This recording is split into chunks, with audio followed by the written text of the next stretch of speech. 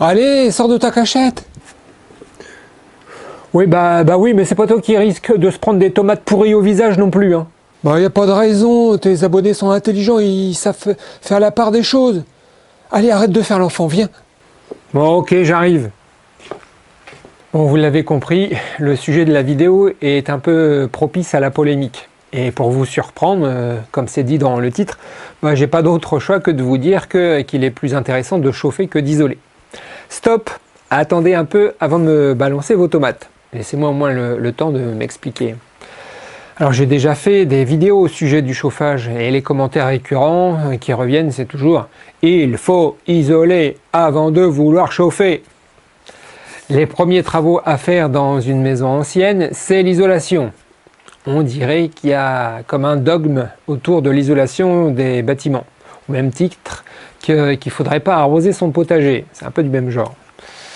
Pour mieux comprendre la suite, je vous présente ou rappelle notre contexte.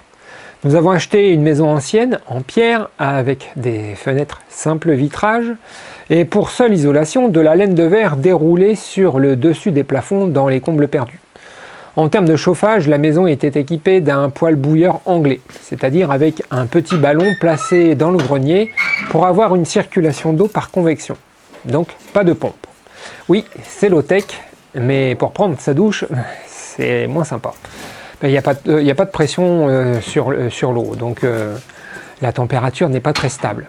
Bref, c'était une installation très précaire à mon goût. Le poêle alimentait aussi quelques radiateurs, sans pour autant pouvoir chauffer les pièces les plus éloignées. Et donc, pour compléter l'installation, il y avait quelques grille-pains très consommateurs d'électricité. En termes de consommation, nous avons brûlé plus de 20 stères de bois pour avoir une température agréable dans la pièce principale et des températures plutôt fraîches dans les pièces du fond. Il faut savoir que la maison est tout en longueur, elle fait plus de 20 mètres, et que le poêle à bois est installé à une extrémité. Oui, la maison est mal foutue, ou plutôt elle n'a pas été pensée pour économiser l'énergie. Comment faire pour diminuer le budget chauffage et améliorer le confort? C'est là qu'en général, tout le monde me répond « il faut isoler ». Cette isolation est importante, surtout dans le cadre d'une construction neuve, mais c'est une autre affaire dans le cadre de la rénovation. Vous savez sûrement que ce n'est pas facile d'isoler efficacement un bâtiment ancien. L'isolation par l'extérieur est la plupart du temps recommandée. Seulement, cette recommandation est loin d'être applicable dans toutes les situations. Vous connaissez déjà les inconvénients majeurs d'une ITE, isolation thermique extérieure. Ça casse un peu le charme des vieilles maisons et il faut compter un budget important. Alors, on vante les mérites de l'ITE pour éradiquer les ponts thermiques. Seulement, est-ce que c'est pertinent d'engager de tels travaux pour supprimer 7% des fuites? Chiffre selon l'ADEME. On dit aussi que l'ITE permet d'avoir une forte inertie à l'intérieur du bâtiment et donc de stabiliser la température. C'est vrai. En revanche, a-t-on besoin d'une telle masse pour remplir ce rôle? Il semblerait que non. Il faudrait 1 tonne de matériaux à forte inertie pour stabiliser 10 mètres carrés habitables. Ce qui veut dire que les murs de refend d'une maison sont suffisants pour remplir ce rôle. Vous allez me dire que l'on pourrait utiliser la masse des murs périphériques, non plus pour stabiliser, mais pour stocker les calories. Pour cela, il faudrait chauffer les murs pour les maintenir à une température autour de 19 degrés. Ça fonctionnerait, mais c'est une solution qui imposerait de chauffer en permanence pour maintenir la paroi à bonne température. Il faut aussi être très prudent sur les isolants à utiliser en extérieur, car ils sont trop fermés, comme avec des mousses polyuréthane. Les remontées capillaires dans le mur n'auront pas d'autre solution que de s'évaporer à l'intérieur du bâtiment. L'ITE n'est pas la solution miracle pour améliorer le confort dans la rénovation d'un bâtiment ancien. Qu'en est-il de l'isolation par l'intérieur? Certes, les ponts thermiques ne sont pas aussi bien traités dans l'ensemble, mais je vous repose la question, est-ce que c'est pertinent de les traiter? L'ITI réduit la masse des matériaux susceptibles d'accumuler les calories. Ok, mais comme on l'a vu plus loin, les murs de refend peuvent largement remplir ce rôle. Comme pour l'ITE, il faut aussi être prudent sur le choix des isolants pour ne pas enfermer l'humidité souvent présente dans les murs anciens.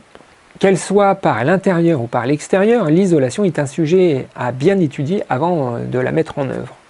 Il faut souvent commencer par corriger les désordres liés à la présence d'humidité excessive dans les murs. L'isolation est un chantier très impactant sur le bâtiment et ses occupants. Il ne faut pas se louper et pour cela, il faut sortir des dogmes. Il n'y a pas une isolation idéale, il n'y a que des cas particuliers. Donc, faites bien attention avec les formules miracles, genre isolation pour 1 euro. Autant c'est difficile de bien isoler un bâtiment, autant c'est facile de créer des désordres par une mauvaise isolation. Bien souvent, les bâtiments anciens ne sont pas équipés de ventilation mécanique. On dit qu'ils ventilent naturellement, et ça reste à voir. En revanche, après avoir isolé votre bâtiment, il est fort probable que la ventilation soit à revoir. Gardez en tête qu'en enfermant encore plus votre espace de vie, vous confinez les pollutions en tout genre. Et je pense particulièrement au sport de champignons. J'y pense parce que la culture des champignons m'a averti sur le sujet. Alors vous allez me dire, bah moi c'est pas mon problème, hein, je ne cultive pas des champignons. Détrompez-vous, après une isolation mal pensée vient souvent une augmentation du taux d'humidité et avec cette augmentation arrive le développement des moisissures et la prolifération des spores dans l'habitat. Sachez que les spores sont mauvais pour nos voies respiratoires. J'en fais l'expérience dans ma pratique de myciculteur. Alors oui, je suis méfiant au sujet de l'isolation. Pour autant, je ne dis pas qu'il ne faut pas isoler les bâtiments anciens. Je dis que ça ne pose aucun problème de commencer par choisir un bon système de chauffage avant de penser à isoler. Ce qui sous-entend quand même que l'on a les moyens d'opter pour un bon système de chauffage et d'isoler. Qu'en est-il pour les petits budgets ? Dans le dossier « Je rénove BBC » et l'observatoire BBC, lié en description, on estime autour de 450 € par mètre carré de surface habitable le prix qu'il faut dépenser pour faire 50% d'économie de chauffage et d'eau chaude. Donc un budget de 54 000 € pour notre maison. Avec ces travaux, il y a un poste isolation et un poste pompe à chaleur et chauffe-eau thermodynamique. Ça fait un retour sur investissement de 23 ans, 54 000 €. Ça fait un sacré budget pour faire 50% d'économie. Est-ce qu'il n'y aurait pas un moyen de faire mieux ? Et il se trouve que oui, grâce au soleil. Pour un budget de 19 000 € qui comprend le remplacement du poêle bouilleur et l'installation d'un chauffage solaire, nous avons divisé par 2 notre consommation de bois, supprimé l'ancien cumulus électrique et on profite d'un meilleur confort, surtout durant les intersaisons, période durant lesquelles le poêle bouilleur n'est pas en marche.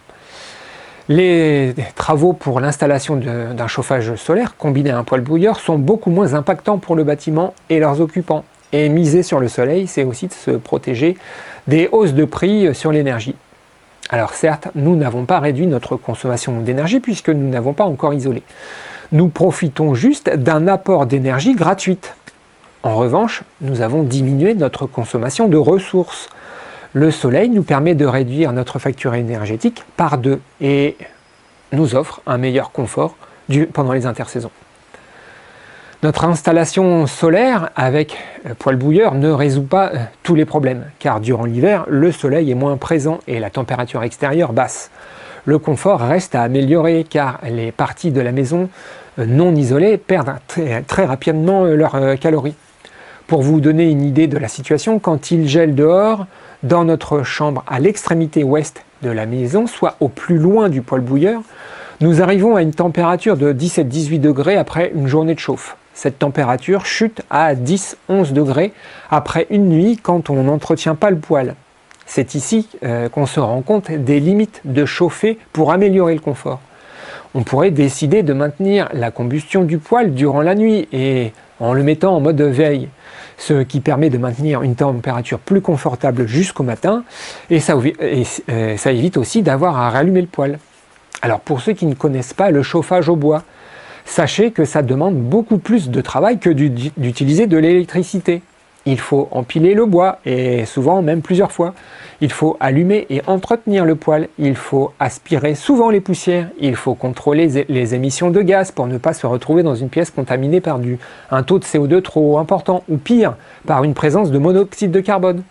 Bref, le chauffage au bois, c'est romantique, mais pas pratique. C'est ce qui me pousse à continuer ma démarche, et donc je me retrouve encore confronté au choix entre isoler ou chauffer. Je voudrais réduire encore par 2 ma consommation de bois. J'estime que manipuler 5 stères de bois, c'est tout à fait supportable, et ça me motive à faire mon propre bois de chauffage. Actuellement, je cherche la solution de Pareto, on va dire. Quelle est la plus petite intervention qui va engendrer le plus grand gain de confort? Est-ce l'isolation? Est-ce la ventilation? Est-ce l'amélioration de mon chauffage solaire? Ou la résolution de quelques désordres liés à la présence d'humidité dans les murs? J'ai pas encore la réponse à cette question, et c'est pour ça que je fais intervenir un habitologue. Enfin, plus précisément, une habitologue. Et si vous voulez faire sa connaissance, le lien est en bas. Je vous dis à bientôt!